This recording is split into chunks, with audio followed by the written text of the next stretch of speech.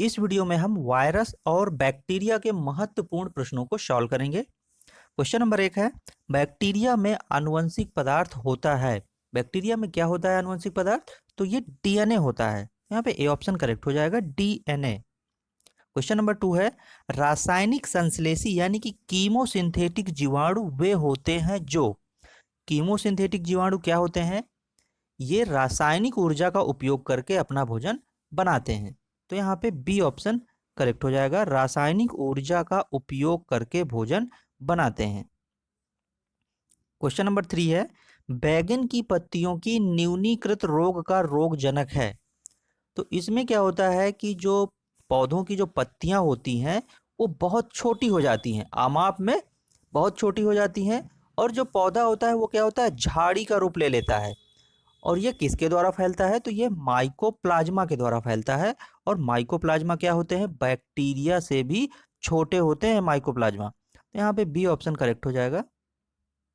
जीवाणु में राइबोसोम्स कहाँ होते हैं? बैक्टीरिया में जो राइबोसोम्स होते हैं वो हमको साइटोप्लाज्म में दिखाई देते हैं। तो यहाँ पे ए ऑप्शन करेक्ट हो जाएगा, कोशिका द्रव्य। नेक्स्ट क्वेश्चन है, वायरस के प्रोटीन चोल यानी कि जो प्रोटीन कोट है उसकी यहाँ पे सब यूनिट पूछी जा रही है, क्या कहलाती है? तो देखिए, जो विषाणु में प्रोटीन कोट होती है उसको क्या कहते हैं? कैप्सिड कहते हैं। और यह अनेक इकाइयों से बना होता है जिन्हें कैप्सोमियर कहते हैं। तो यहाँ पे कैप्सोमियर, सी ऑप्शन यहाँ पे करेक्ट हो जाएगा।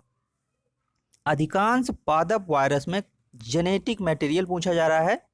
तो अधिकांश जो प्लांट वायरस होते हैं उसमें जेनेटिक मटेरियल क्या होता है?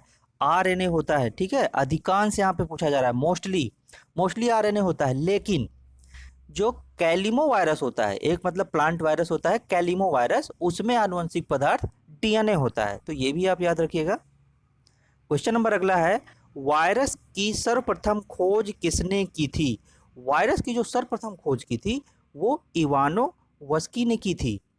तो यहां पर इवानोवस्की, सी ऑप्शन करेक्ट हो जाएगा। वायरस को सर्वप्रथम किसने पृथक एवं क्रिस्टलाइज्ड किया था? स्टेनले ने सर्वप्रथम पृथक एवं क्रिस्टलाइज्ड किया था। इन्होंने क्या किया था? स्टेनले ने तंबाकू के मोजेक वायरस को पृथक करके क्रिस्टल बनाने में सफलता हासिल की थी।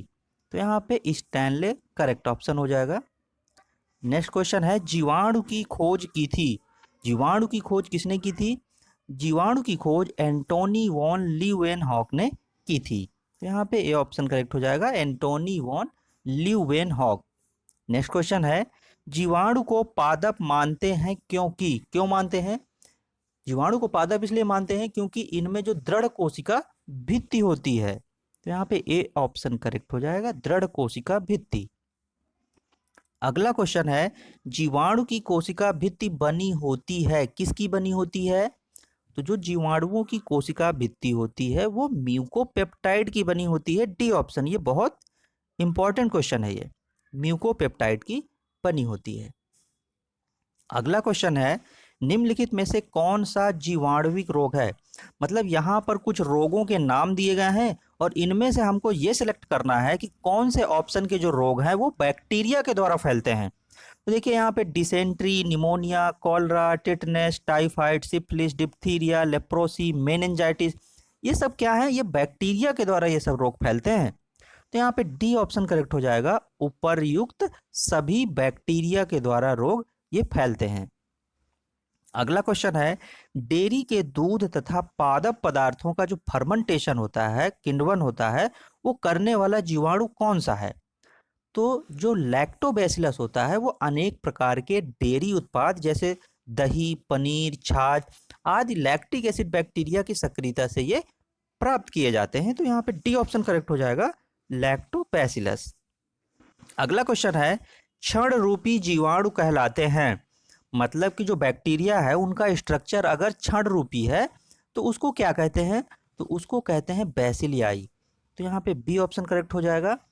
और देखिए, जो विब्रियो की संरचना जो होती है वो कॉमा के आकार की होती है, और जो कोकाई होते हैं वो क्या होते हैं? वो गोलाकार होते हैं। कोकाई जो होते हैं वो गोलाकार होते हैं। तो यहाँ पे क्षण रूपी पूछा जा रहा है, तो यहाँ पे बैसिलाई हो जाएगा।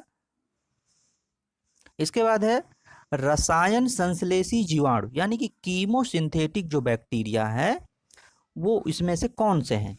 तो कीमोसिंथेटिक जो बैक्टीरिया होते हैं वो क्या करते हैं, नाइट्रोसोमोनास और नाइट्रोबैक्टर हैं, और इनको अपना भोजन बनाने के लिए ऊर्जा अमोनिया नाइट्राइट के ऑक्सीकरण से प्राप्त होती है।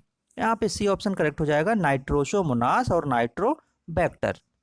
जीवाणु उपयोगी होते हैं, बैक्टीरिया यहाँ पे पूछा जा रहा है कि किसमें उपयोगी होते हैं। तो इसमें पहला ऑप्शन दिया हुआ है कि एंटीबायोटिक्स बनाने में, या सीरम एवं वैक्सीन बनाने में, या दही बनाने में, या फिर कह रहा है उपर्युक्त सभी। तो देखिए जो बैक्टीरिया होते हैं उनसे एंटीबायोटिक्स भी बनाई जाती है, सीरम भी बनाया जाता है और दही भी बनाया जाता है। तो यहाँ पे डी ऑप्शन करेक्ट हो जाएगा, उपर्युक्त सभी।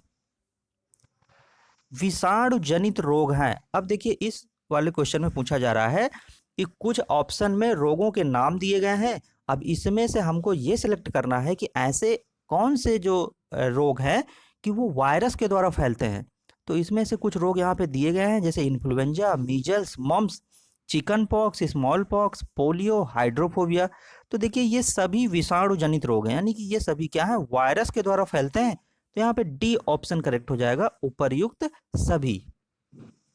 स्ट्रेप्टोकोकस लैक्टिस जिम्मेदार है, स्ट्रेप्टोकोकस जो लैक्टिस है यहाँ पर किसके लिए जिम्मेदार है। चार ऑप्शन दिए गए हैं, चाय तथा तंबाकू की पत्तियों में खुशबू के लिए, चमड़े के शोधन के लिए, दूध के दही में परिवर्तन के लिए, या मोलेसिस से अल्कोहल में परिवर्तन के लिए। तो देख यहाँ पर देखिए जो स्ट्रेप्टोकोकस लैक्टिस होता है वो दूध के दही में परिवर्तन के लिए होता है। ये जीवाणु करता क्या है, ये जीवाणु दूध में उपस्थित जो शर्करा होती है, शुगर होती है, उसको लैक्टिक एसिड में चेंज कर देता है, जिससे दूध से दही प्राप्त होता है। तो यहाँ पे सी ऑप्शन करेक्ट हो जाएगा।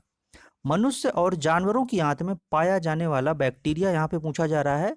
तो मनुष्य और जानवरों की आंत में कौन सा बैक्टीरिया पाया जाता है, ये ई कोलाई बैक्टीरिया पाया जाता है। यहाँ पे बी ऑप्शन ये करेक्ट हो जाएगा।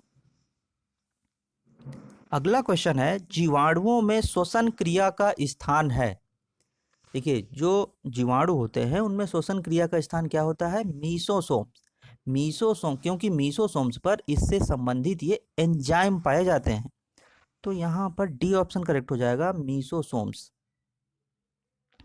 बॉटुलिज्म क्या है, बॉटुलिज्म क्या होता है कि क्लास्ट्रीडियम जो बॉटुलिनम होता है वो फूड को कंटेमिनेटेड कर देता है, यानी कि फूड को पॉइजनस कर देता है, टॉक्सिक कर देता है।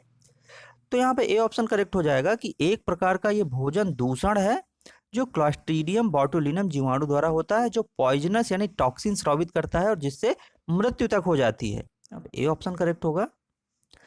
जीवाणु के प्रकाश संश्लेषण में हाइड्रोजन दाता कौन है, हाइड्रोजन डोनर का यहाँ पे नाम पूछा जा रहा है।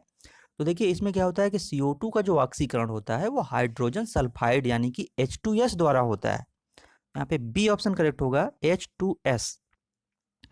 जीवाणुओं में ट्रांसफॉर्मेशन की खोज किसने की थी, ये बहुत इंपॉर्टेंट क्वेश्चन है और ये कई सीरीज में पूछा भी गया है क्वेश्चन पेपर की सीरीज में, कि जीवाणुओं में जो ट्रांसफॉर्मेशन है उसकी खोज ग्रिफिथ ने की थी। ठीक है, और ग्रिफिथ ने किसमें किया था, ग्रिफिथ ने डिप्लोकोकस जो निमोनी जीवाणु थे उसमें रूपांतरण की प्रक्रिया की खोज की थी।